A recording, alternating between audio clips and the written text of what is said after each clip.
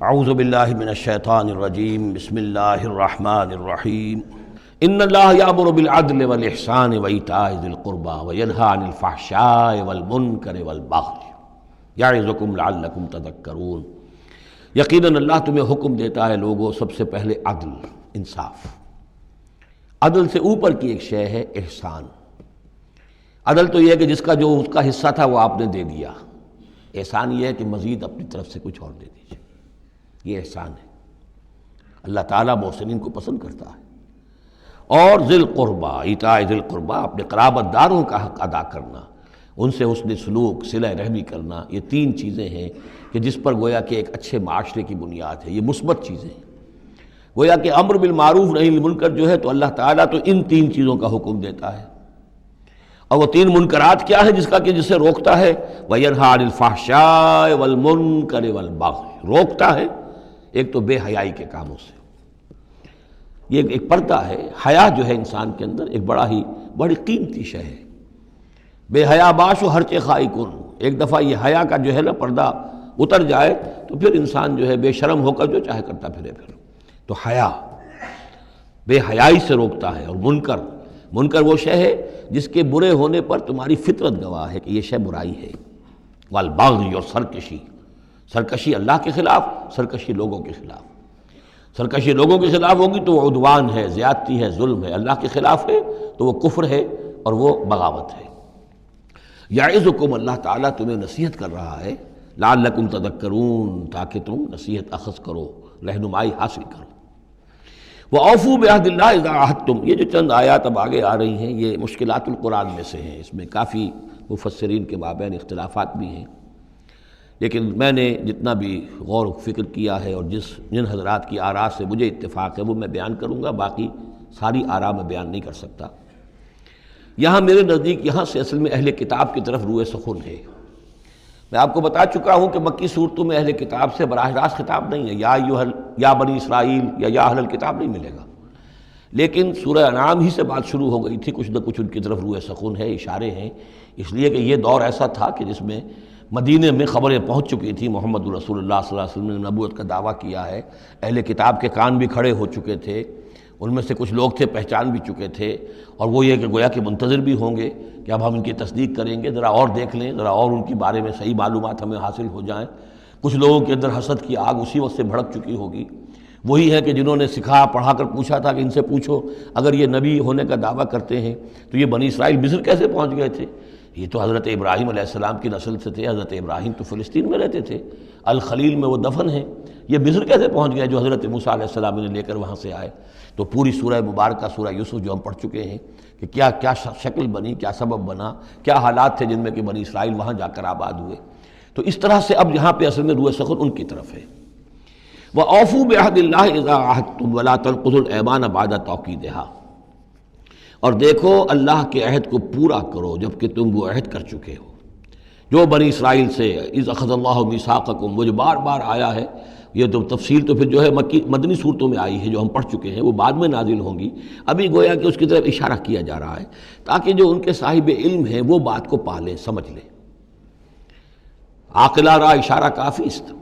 وَأَوْفُوا بِعَهْدِ اللَّهِ إِذَا عَاهَدتُّمْ، دیکھو اللہ کے عہد کو پورا کرو جب کہ تم نے عہد کیا ہے۔ وَلَا تَنقُضُوا الْأَيْمَانَ بَعْدَ تَوْكِيدِهَا، اور اپنی قسموں کو مضبوطی سے باندھنے کے بعد مت توڑا کرو۔ وَقَدْ جَعَلْتُمُ اللَّهَ عَلَيْكُمْ كَفِيلًا، اور اس پر تم نے اللہ کو کفیل بنایا ہے، اللہ کو گواہ بنا کر قسمیں کھائی ہیں، اللہ کو گواہ بنا کر تم نے عہد کیے تھے۔ إِنَّ اللَّهَ يَعْلَمُ مَا تَفْعَلُونَ، اللہ جانتا ہے جو کچھ کہ تم کر رہے ہو۔ وَلَا تَكُونُوا كَالَّتِي نَقَضَتْ غَزْلَهَا مِن بَعْدِ قُوَّةٍ أَنْكَاثًا، اس عورت کے مانند نہ بن جاؤ، اس دیوانی عورت کے مانند کہ جس نے بڑی محنت اور مشقت سے سوت کاٹا اور پھر اسے ٹکڑے ٹکڑے کر دیا۔ تتخذون ایمانکم دخلا بینکم ان تکون امۃ ہی اربا من امۃ، تم نے اپنی قسموں کو دخل دینے کا ذریعہ بنا لیا ہے اپنے مابین، مبادا کوئی اور قوم کسی دوسری قوم سے چڑھتی ہوئی نہ ہو جائے۔ یعنی تمہاری یہ قومی کشاکش ہے کہ تم نہیں چاہتے کہ بنی اسماعیل جو ہیں اب انہیں یہ سبقت حاصل ہو جائے، یہ فضیلت حاصل ہو جائے جو بنی اسرائیل کو حاصل تھی 2000 برس۔ انما یبلوکم اللہ بہ، یہ تو اللہ تعالیٰ تمہیں آزما رہا اس کے ذریعے سے۔ وَلَيُبَيِّنَنَّ لَكُمْ يَوْمَ الْقِيَامَةِ مَا كُنْتُمْ فِيهِ تَخْتَلِفُونَ، اور پھر اللہ تعالیٰ لازماً ظاہر کر دے گا تمہارے لیے قیامت کے دن جو کچھ کہ تم جس میں اختلاف تم نے کیا تھا۔ وَلَوْ شَاءَ اللَّهُ لَجَعَلَكُمْ أُمَّةً وَاحِدَةً، اللہ چاہتا تمہیں ایک ہی امت بنا دیتا، وَلَٰكِن يُضِلُّ مَن يَشَاءُ وَيَهْدِي مَن يَشَاءُ، لیکن اللہ تعالیٰ کا فیصلہ یہی ہے، وہ ہدایت دیتا ہے جو چاہتا ہے، اور وہ ہدایت اور گمراہ کرتا ہے جس کو چاہتا ہے، اور یہ دونوں ترجمے ہوں گے، وہ ہدایت دیتا ہے اس کو جو ہدایت کا طالب ہے، اور گمراہ کرتا ہے اس کو جو گمراہی کا طالب ہے۔ وَلَتُسْأَلُنَّ عَمَّا كُنتُمْ تَعْمَلُونَ، اور تم سے پوچھا جائے گا، باز پرس ہوگی اب جو کچھ تم کر رہے ہو۔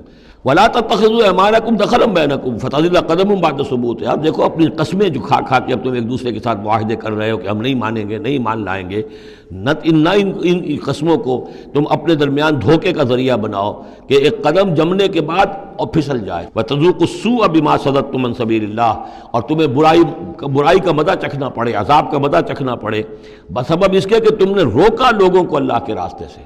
وَلَكُمْ عَذَابٌ عَظِيمٌ، اور تمہارے لیے بہت بڑا عذاب ہے۔ وَلَا تَشْتَرُوا بِعَهْدِ اللَّهِ ثَمَنًا قَلِيلًا، دیکھو اللہ کے اس عہد کو حقیر سی قیمت کے عوض فروخت نہ کرو۔ انما عند اللہ هو خیر لکم، جو کچھ اللہ کے پاس ہے وہ بہت بہتر ہے، جو اس کی نعمتیں ہیں، انعام ہیں، آخرت کی نعمتیں ہیں، جنت کی نعمتیں ہیں، تم ان کو ہاتھ سے دے رہے ہو، گنوا رہے ہو، اور دنیا کی یہ تھوڑی سی حیثیت، اپنی مسند، اپنی چودراہٹ، اپنی مشیخیت جو ہے اس کو تم چھوڑنے کو تیار نہیں ہو۔ ان کنتم تعلمون، اگر تم علم رکھتے ہو۔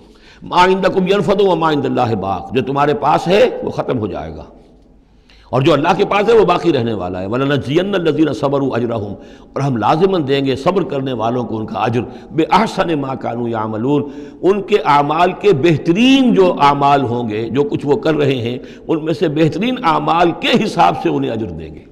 من عمل صالحا من ذکر او انثی وهو مؤمن، جس نے بھی نیک عمل کیا، خواہ وہ مرد ہو خواہ عورت، لیکن ہو مومن، فَلَنُحْيِيَنَّهُ حَيَاةً طَيِّبَةً، ہم اسے زندہ رکھیں گے دنیا میں بڑی پاکیزہ زندگی، اسے دل کا سکون ہوگا۔ الا بذکر اللہ تطمئن القلوب، ان کے لیے نہ خوف ہوگا نہ کوئی حزن ہوگا۔ الا ان اولیاء اللہ لا خوف علیہم ولا هم يحزنون وَلَنَجْزِيَنَّهُمْ أَجْرَهُمْ بِأَحْسَنِ مَا كَانُوا يَعْمَلُونَ، ہم انہیں دنیا کے اندر بھی زندگی جو دیں گے وہ بڑی پاکیزہ زندگی ہوگی، چاہے روکھی سوکھی کھا رہے ہوں لیکن صبر و شکر کی زندگی ہوگی، دل مطمئن ہوں گے، دل میں غنا ہوگا۔ الغنا غنا نفس، حضور نے فرمایا اصل جو ہے امیری وہ تو دل کی امیری ہے، دل غنی ہے تو انسان غنی ہے، اور کروڑوں روپے رکھتا ہے پھر بھی اس کے اندر لالچ ہے تو وہ فقیر ہے۔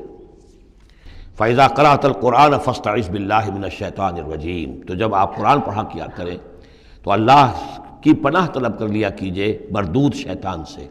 یہ ہے حکم جس پر کہ ہم عمل کرتے ہیں، جب بھی قرآن پڑھنا ہو تو پہلے اعوذ باللہ من الشیطان الرجیم تعوذ کرتے ہیں۔ انہ لیس لہ سلطان علی الذین آمنوا، یقیناً اس کے پاس کوئی سند نہیں ہے، اختیار نہیں ہے، کوئی طاقت نہیں ہے ان لوگوں پر کہ جو ایمان لائے، وعلی ربہم یتوکلون، اور جو اپنے رب پر توکل کرتے ہوں۔ انما سلطانہ، اس کا زور چلتا ہے علی الذین یتولونہ، ان پر جو خود اس کے دوست بنتے ہیں، اس کو اپنا حمایتی بناتے ہیں، اس سے دوستیاں کاٹتے ہیں۔ والذین ہم بہ مشرکون، اور جنہوں نے کہ اسے شریک کیا ہوا اللہ کے ساتھ، اللہ کی اطاعت کی بجائے اس کی اطاعت کر رہے ہیں۔ وَإِذَا بَدَّلْنَا آیَةً مَكَانَ آیَةٍ وَاللَّهُ أَعْلَمُ بِمَا يُنَزِّلُ قَالُوا إِنَّمَا أَنْتَ مُفْتَرٍ، جب ہم ایک آیت کی جگہ کوئی دوسری آیت بدلتے ہیں، وَاللَّهُ أَعْلَمُ بِمَا يُنَزِّلُ، اور یہ کوئی الٹ اپ نہیں ہے، اللہ جو کچھ نازل فرما رہا ہے خوب جانتا ہے۔ ایک دور میں وہ حکم صحیح تھا، اب حالات بدل گئے، اب یہ حکم صحیح ہے۔ قالوا انما انت مفتر، وہ کہتے ہیں کہ یہ تو آپ افتراء کر رہے ہیں، پہلے یہ کہا تھا اب یہ کہہ رہے ہیں، اگر اللہ کا کلام ہوتا اس میں تبدیلی کیسے ہو سکتی ہے؟ بل اکثرهم لا يعلمون، لیکن ان کی اکثریت علم سے آ رہی ہے۔ قل نزلہ روح القدس، کہہ دیجئے اس کو اتارا ہے روح القدس نے۔ اب یہ روح کا لفظ حضرت جبرائیل کے لیے نوٹ کر لیجئے۔ قل نزلہ، اتارا ہے اس کو روح القدس نے، پاک فرشتے نے، من رب کا، آپ کے رب کی طرف سے، بالحق، کے حق کے ساتھ، لیثبت الذین آمنوا، تاکہ اہل ایمان کے دلوں کو اور ان کے قلبوں کو جمائے، وہدی وبشریٰ للمسلمین، یعنی تاکہ بدلتے ہوئے حالات میں اہل ایمان کو ہر حال، ہر دور کے حالات کے مطابق جو ہے وہ اپنی رہنمائی کا سامان مل جائے۔ وَلَقَدْ نَعْلَمُ أَنَّهُمْ يَقُولُونَ إِنَّمَا يُعَلِّمُهُ بَشَرٌ، اور ہمیں خوب معلوم ہے کہ وہ یہ کہتے ہیں کہ یہ تو انہیں ایک انسان سکھا رہا ہے۔ لسان الذی یلحدون الیہ اعجمی، جس شخص کی طرف یہ منسوب کر رہے ہیں اس قرآن کو اپنے اسی غلط خیال کے حوالے سے، اس کو تو کہتے ہیں عجمی ہے، وہ عربی نہیں ہے. وَهَذَا لِسَانٌ عَرَبِيٌّ مُبِينٌ، اور یہ قرآن نازل ہو رہا ہے اس زبان میں، عربی میں، جو بالکل صاف ہے. ان الذین لا یؤمنون بآیات اللہ، یقیناً جو لوگ اللہ کی آیات پر ایمان نہیں رکھتے، لا یہدیہم اللہ، اللہ تعالیٰ بھی اب انہیں ہدایت نہیں دے گا. زبردستی ہدایت دینا اللہ کی سنت نہیں، اللہ کا طریقہ نہیں. وَلَهُمْ عَذَابٌ عَلِيمٌ، اور ان کے لیے دردناک عذاب ہے. انما یفتری الکذب الذین لا یؤمنون بآیات اللہ، افطرا بازی تو وہ کر رہے ہیں، جھوٹ وہ گھڑ رہے ہیں جو اللہ کی آیات پر انکار نہیں، پر ایمان نہیں رکھتے. وَأُولَٰئِکَ هُمُ الْكَاذِبُونَ، اور حقیقت میں وہ ہے کہ جو جھوٹے ہیں. من کفر باللہ من بعد ایمانہ، اور جو شخص ایمان لانے کے بعد اللہ کے ساتھ کفر کرے گا.